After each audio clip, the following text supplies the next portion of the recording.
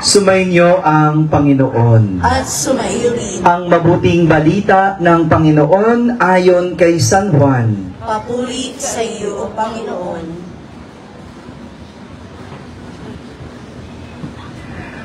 Noong panahong iyon, sinabi ni Jesus sa mga Pariseyo, "Ako'y yayaon.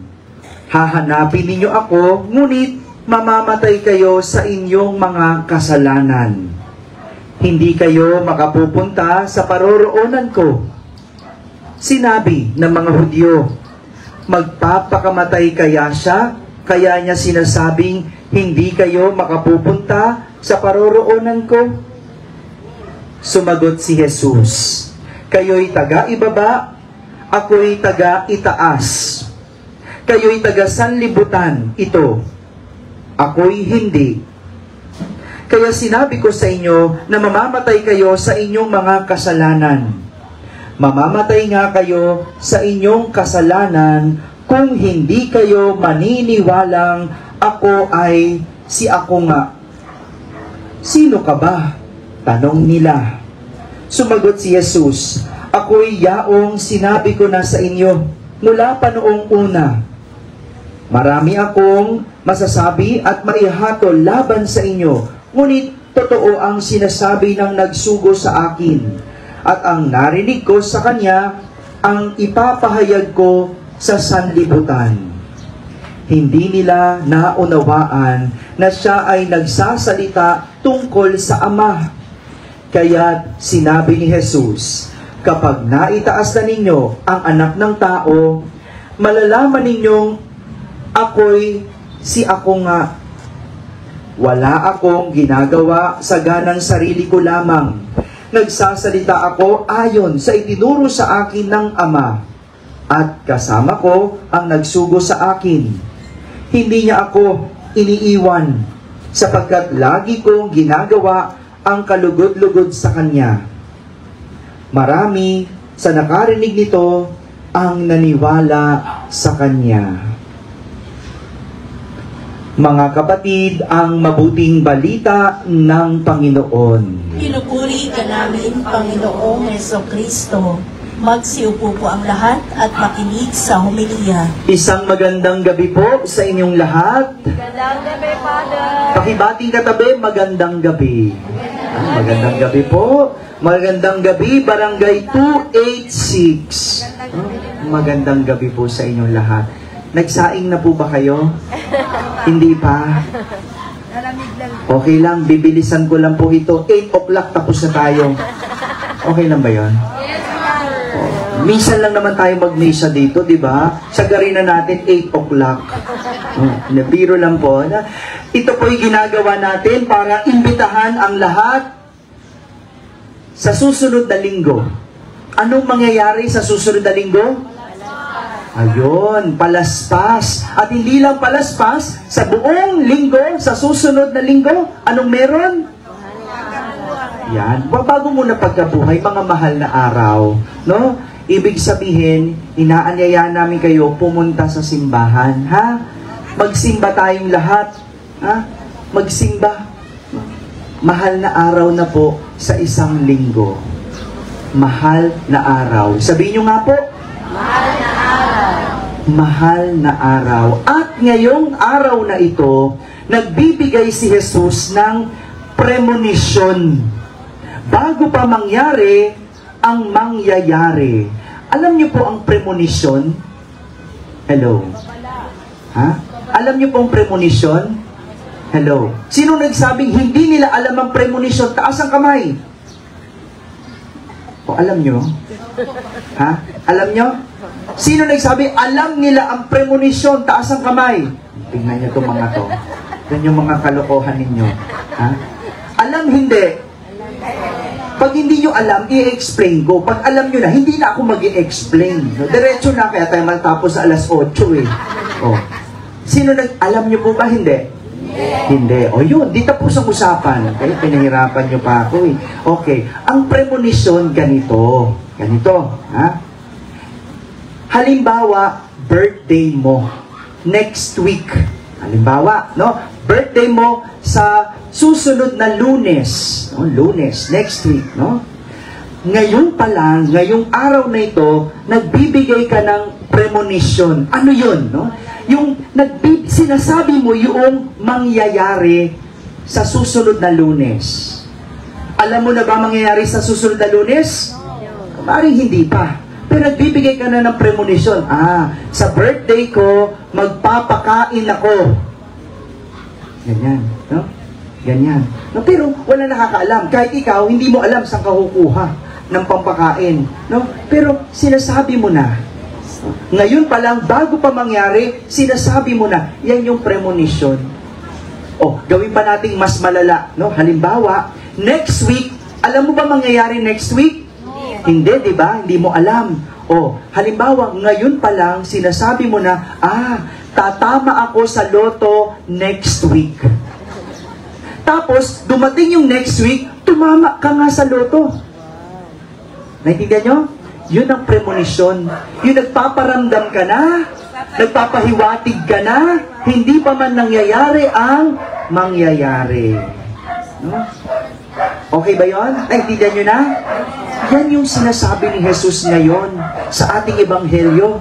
Ano mangyayari next week sa simbahan? Palaspas. Ano yung pagdidiwang natin next week? Mahal na araw. Diba? Ano mangyayari sa mahal na araw? Ano mangyayari kay Jesus sa mahal na araw? Pahihirapan. Ano pa? Mamamatay. Diba? Ano pa? Lilitisin. Ano pang gagawin kay Jesus? Ipapako sa krus. Diba? Ipapako sa krus. At mabubuhay siya. Alam natin yung kwento, tama?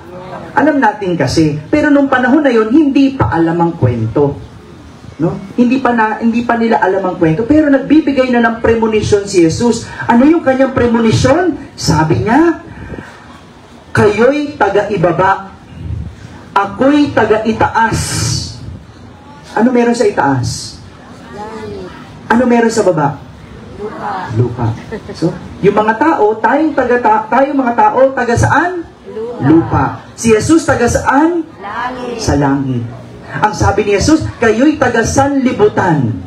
Asan ang sanlibutan? Itong lupa. Pero sabi ni Jesus, ako ay hindi. Taga saan si Jesus? Sa langit. Sa langit. So ngayon pa lang, sinasabi ni Jesus, pupunta ako sa langit. Ako'y pupunta sa itaas.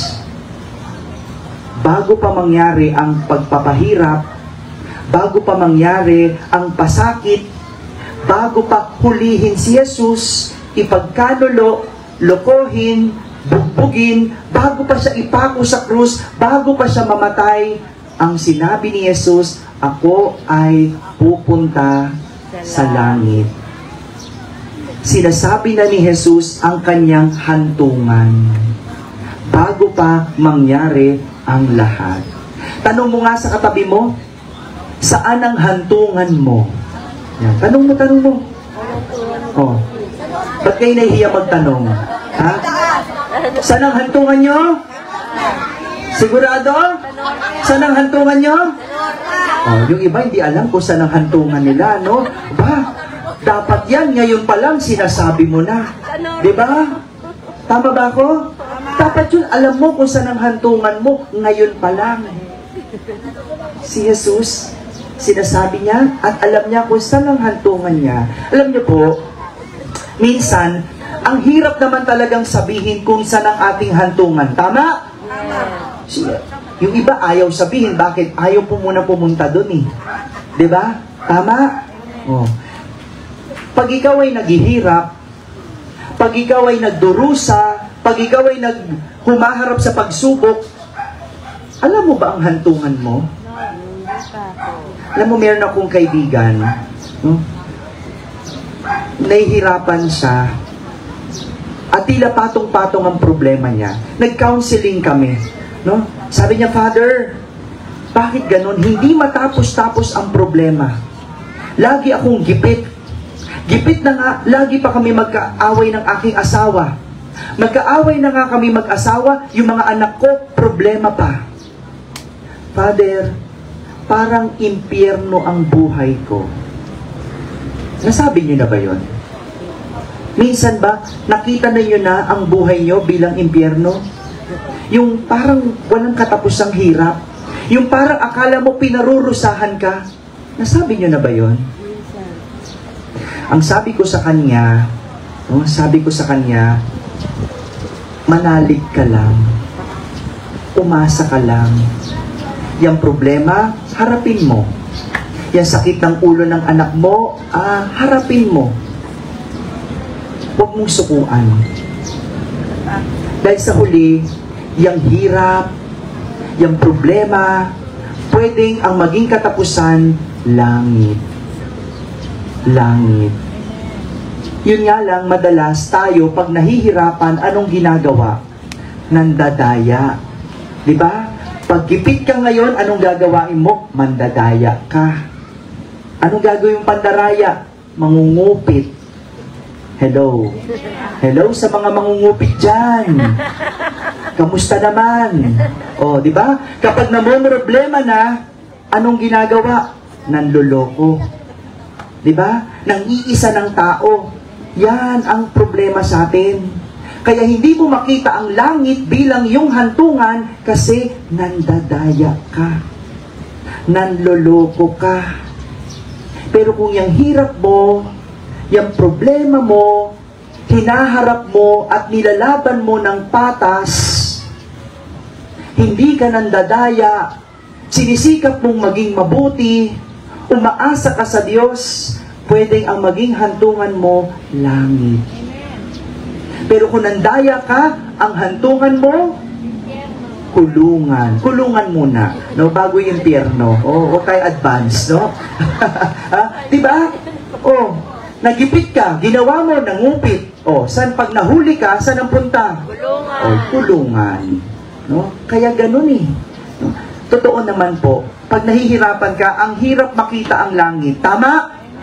Parang isang estudyante. Sino mga estudyante dito? Estudyante. Di ba ang hirap mag-aral? Aminin nyo. No? Ang hirap mag-aral. At sasabihan ka pa ng nanay mo, mag-aral ka mabuti. Di ba? Sakit sa tenga, di ba? No? Paulit-ulit. Pero, akala mo, pag nag-aaral ka, pinahihirapan ka. Ang daming assignment, may exam, may recitation, di ba? Akala mo, pinahirapan ka, tapos andyan pa yung nanay mo, bunganga ng bunganga. Gumawa ka na ba ng assignment? Gumawa ka na ba ng project? Di ba? Hindi mo makita ang langit.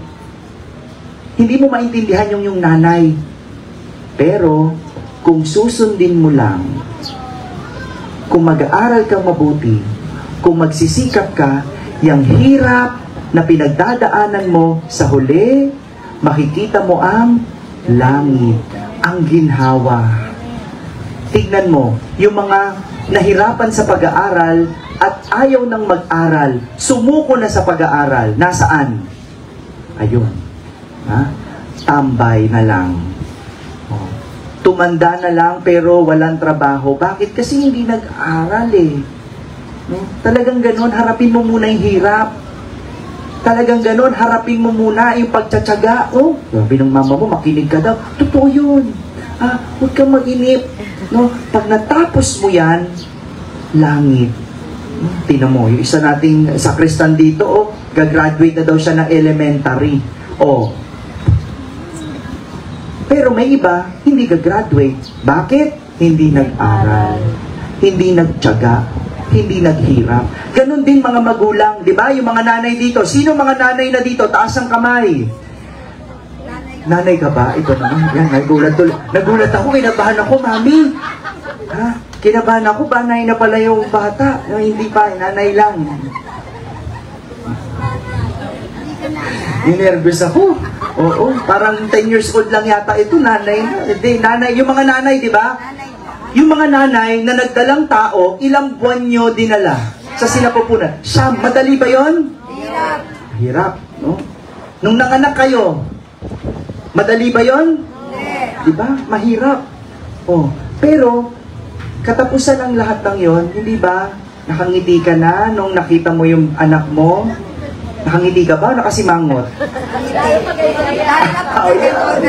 Di ba? Oh, nawala na yung hirap. Nakalimutan mo na, langit na. Hindi mo na binabalikan yung sakit. Hindi mo na binabalikan yung 9 na buwan mong hirap. Kailan mo na lang binabalikan? Yan na, pagsakitan ng ulo yung mga anak. Di ba? Di ba? Pero ganun pa man eh. Kahit na mahirap palaki ng mga anak, ay, pag naging doktor yan, oh, langit ka, nanay, no? Aba, pag naging engineer yung anak mo, yung hirap mo sa pagpapaaral, oh, langit, di ba? Oh, ganun ang buhay. Yan yung sinasabi ni Jesus. Yan ang pinapakita ni Jesus. May hirap man, may sakit, pagsubok, problema, dagok, bagyo. Sa huli, kung magiging matuwid, ang mahahantungan mo ay langit. Amen? Amen.